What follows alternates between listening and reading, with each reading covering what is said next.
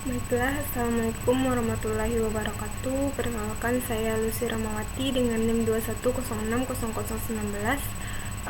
Baiklah, pada kali ini saya akan mempresentasikan mengenai bab 3, yaitu tentang model regresi dua variabel atau masalah dalam estimasi.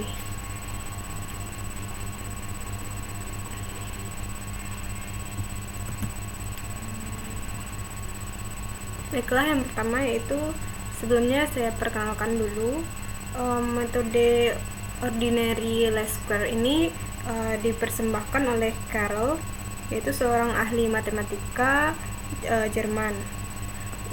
Dan untuk asumsi tertentu seperti yang akan dibahas dalam subbab kali ini, metode kuadrat terkecil memiliki beberapa sifat-sifat statistik yang sangat menarik dan telah membuat metode ini sebagai salah satu metode paling kuat dan dikenal dalam analisis regresi. Untuk memahami mengenai metode ini, pertama kita akan memperkenalkan dahulu prinsip-prinsip kuadrat terkecil. Sehubungan dengan itu, mari kita ingat kembali mengenai FRP dua variabel. Dan ini merupakan contoh dari rumus dari FRP dua variabel, di mana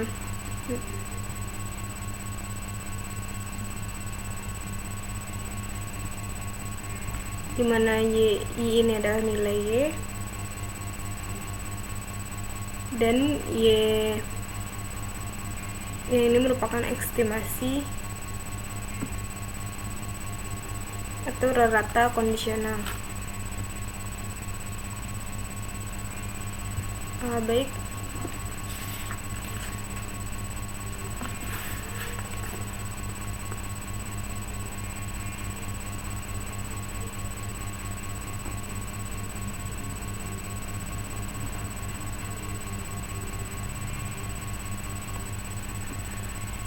baiklah, selanjutnya itu estimator adalah variabel acak.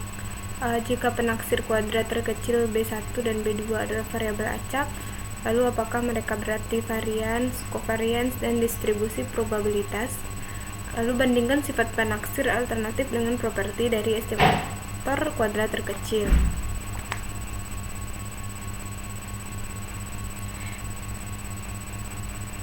Estimator yang telah kita dapatkan sebelumnya kita sebut sebagai estimator kuadrat terkecil. Karena mengapa dikatakan kuadrat terkecil? Karena mereka didapatkan dengan menurunkan prinsip-prinsip kuadrat terkecil. Catat bahwa karakteristik numerik dari estimator berikut ini dihasilkan dari metode OLS. Karakteristik numerik adalah karakteristik yang membawa sifat dari konsekuensi penggunaan metode OLS dengan mengabaikan bagaimana data tersebut didapatkan. Secara singkat, kita juga akan mempertimbangkan karakteristik statistik dari estimator OLS, yaitu karakteristik yang berlaku hanya pada kondisi asumsi tertentu mengenai bagaimana data didapatkan.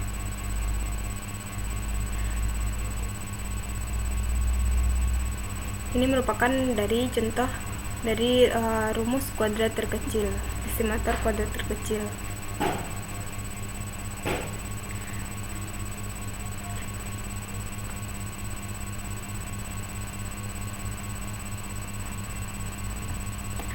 Estimator OLS atau ordinary least square dinyatakan secara individu sebagai jumlah, misalnya ada X dan Y, yang dapat diobservasi misalnya oleh sampel. Oleh karena itu, estimator-estimator ini dapat dengan mudah dihitung. Estimator tersebut adalah estimator titik. Berdasarkan sampel yang ada, setiap estimator hanya akan menghasilkan satu nilai dari parameter populasi yang terkait.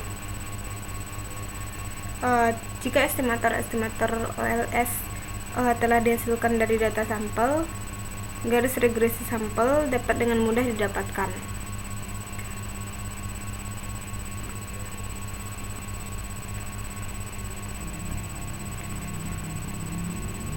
Jika tujuan kita adalah untuk mengestimasi B1 dan B2 saja, maka metode OLS yang dibahas pada bagian awal tadi sudah cukup.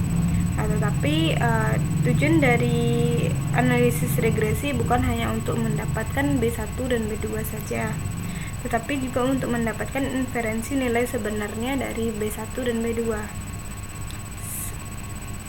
Sebagai contoh, kita ingin mengetahui seberapa dekat B1 dan B2 mewakili pasangannya dalam populasi, atau seberapa dekat Y mempresentasikan Y, X sebenarnya.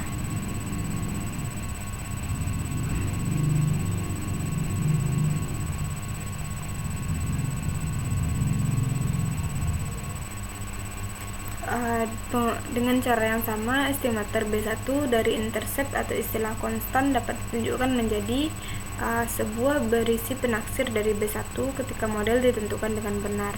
Ini E dalam kurung B1 sama dengan B2. Dan ini ekspresi setara untuk B2.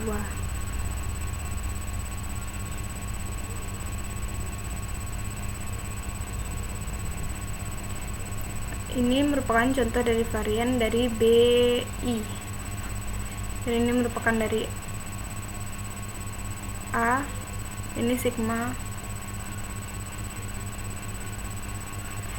Selanjutnya yaitu varian dari B2. Mengingat keduanya YI dan A memiliki varians,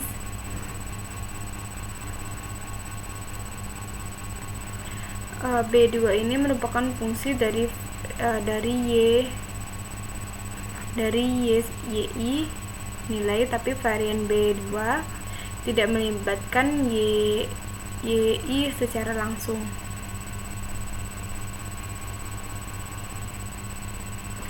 Ini merupakan varian dari B1.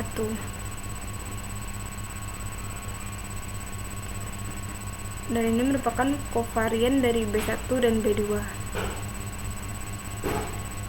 Jika X sama dengan 0, maka kemiringan dapat berubah tanpa mempengaruhi varians.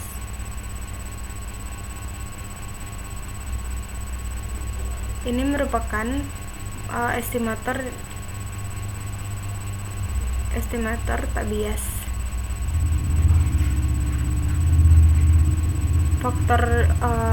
Faktor-faktor yang menentukan varians dan covariance. Ini merupakan ketakpastian tentang YI nilai-nilai, ketidakpastian tentang B1, B2 dan hubungan mereka. Semakin banyak X nilai, semakin percaya diri B1, B2 dan lain-lain. Mengubah kemiringan B2 tidak berpengaruh pada intercept B1 ketika rata-rata sampel adalah 0. Tapi jika rata-rata sampel adalah positif, kovarian antara B1 dan B2 akan menjadi negatif, begitu pula sebaliknya. Ini merupakan properti residu kuadrat terkecil.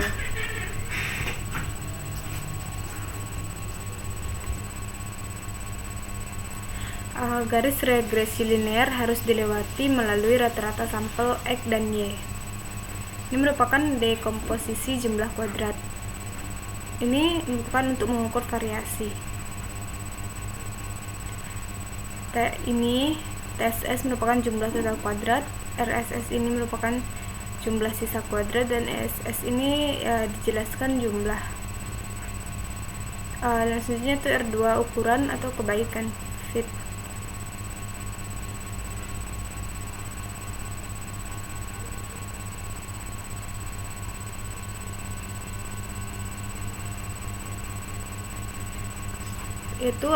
Selanjutnya itu teorema Gauss-Markov. Mengingat asumsi linear klasik, model regresi paling tidak biasa atau OLS estimator B1 dan B2 adalah berarti bahwa B1 dan B2 punya varian terkecil dari semua estimator tak biasa linear dari B1 dan B2. Catatan, teorema Gauss-Markov tidak berlaku untuk estimator non-linear.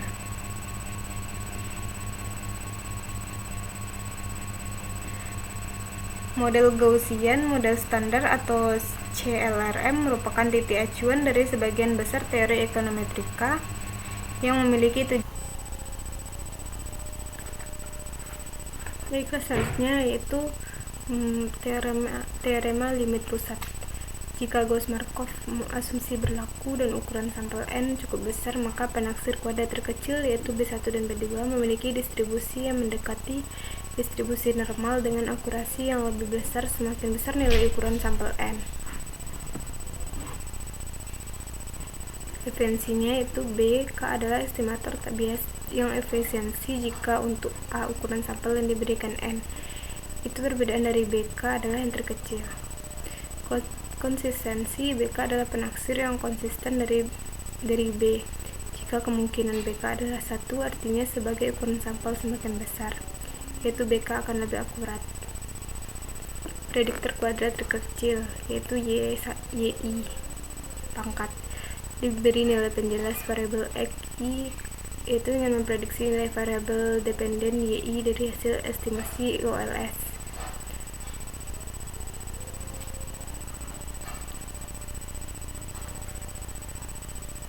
Ini merupakan perbedaannya. Kesalahan standar atau standar deviasi. Ini merupakan kesalahan standar regresi atau perkiraan.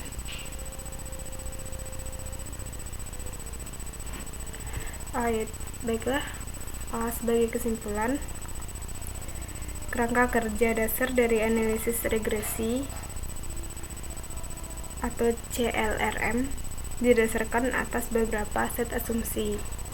Berdasarkan asumsi-asumsi ini, estimator-estimator kuadrat terkecil ini memiliki sifat-sifat yang dirangkum dalam teori Gauss-Markov, yang menyatakan bahwa dalam kelas estimator yang linear dan tidak bias, estimator kuadrat terkecil memiliki variasi minimum atau secara singkatnya dikenal sebagai BLUE. Keakuratan dari estimator OLS diukur oleh standar errornya. Dalam ini kita akan melihat bagaimana standar error ini memungkinkan seseorang membuat intervensi dari parameter populasi atau koefisien B. Keseluruhan good of fit dari model diukur oleh koefisiensi determinasi atau R pangkat 2. Koefisien ini memberitahukan bahwa proporsi variasi dari variabel dependen atau regresan dijelaskan oleh variabel penjelasnya atau regresor. Koefisien R kuadrat berada di antara 0 dan 1, semakin mendekat 1 semakin baik ketepatannya. Sebuah konsep yang berhubungan dengan koefisien determinasi adalah koefisien korelasi atau R. Koefisien ini diukur oleh hubungan linear di antara kedua variabel dan bernilai antara min 1 dan 1. CLRM merupakan pengembangan secara teori atau sebuah abstraksi karena didasarkan pada sebuah set asumsi yang bisa saja kurang nyata. Namun demikian, abstraksi ini seringkali dibutuhkan pada tahap awal dalam mempelajari ilmu apapun.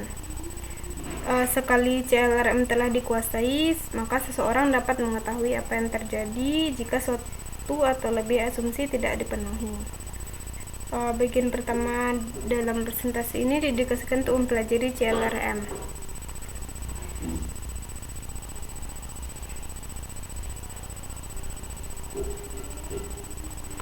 Baiklah, sekian dari pemaparan presentasi saya kali ini. Mohon maaf bila ada kata-kata yang salah. Saya akhiri dengan wabillahi taufiq wal hidayah. Wassalamualaikum warahmatullahi wabarakatuh.